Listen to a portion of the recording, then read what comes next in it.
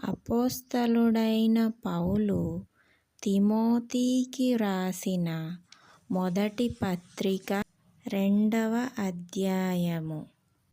మనము సంపూర్ణ భక్తియు మాన్యతయు కలిగి నెమ్మదిగాను సుఖముగాను బ్రతుకు నిమిత్తము అన్నిటికంటే ముఖ్యముగా మనుష్యులందరి కొరకును రాజుల కొరకును అధికారులందరి కొరకును విజ్ఞాపనములను ప్రార్థనలను యాచనలను కృతజ్ఞతాస్తుతులను చేయవలెనని హెచ్చరించుచున్నాను. ఇది మంచిదియు మన రక్షకుడగు దేవుని దృష్టికి అనుకూలమైనదియునై యున్నది. ఆయన మనుష్యులందరూ రక్షణ పొంది సత్యమును గూర్చిన అనుభవ జ్ఞానము గలవారై యుండవలెనని ఇచ్చయించుచున్నాడు. దేవుడొక్కడే, దేవునికిని నరులకును మధ్యవర్తియు ఒక్కడే, ఆయన క్రీస్తు యేసను నరుడు. ఈయన అందరి కొరకు విమోచనా క్రయధనముగా తన్ను తానే సమర్పించుకొనెను. దీనిని గూర్చిన సాక్ష్యము యుక్తకాలములయందు ఇయ్యబడును. ఈ సాక్ష్యమిచ్చుటకై నేను ప్రకటించువాడనుగాను అపోస్తలుడనుగాను విశ్వాస సత్యముల విషయములో అన్యజనులకు బోధకుడనుగాను నియమింపబడితిని. నేను సత్యమే చెప్పుచున్నాను, అబద్ధమాడుటలేదు.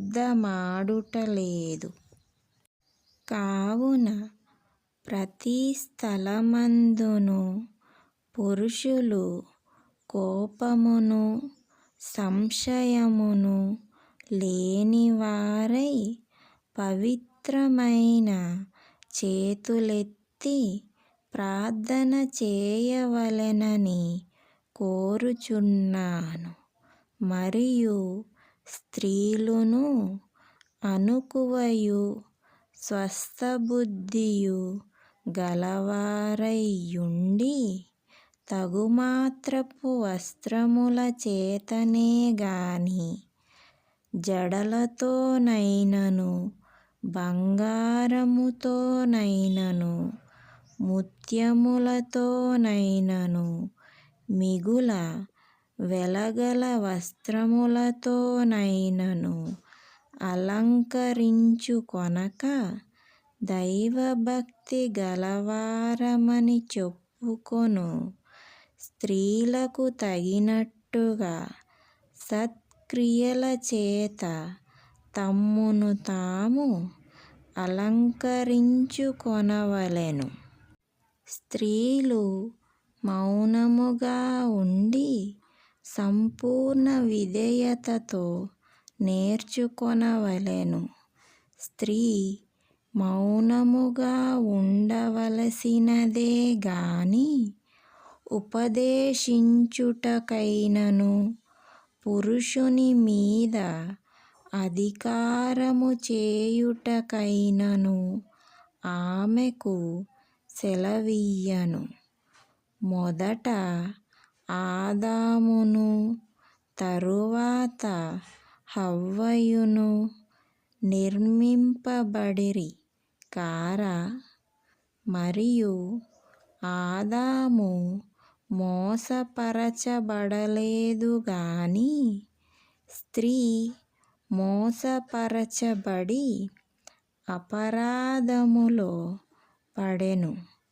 అయినను వారు స్వస్థబుద్ధి కలిగి విశ్వాస, ప్రేమ, పరిశుద్ధతలయందు నిలుకడగా ఉండిన ఎడల శిశు ప్రసూతి ద్వారా ఆమె రక్షింపబడును.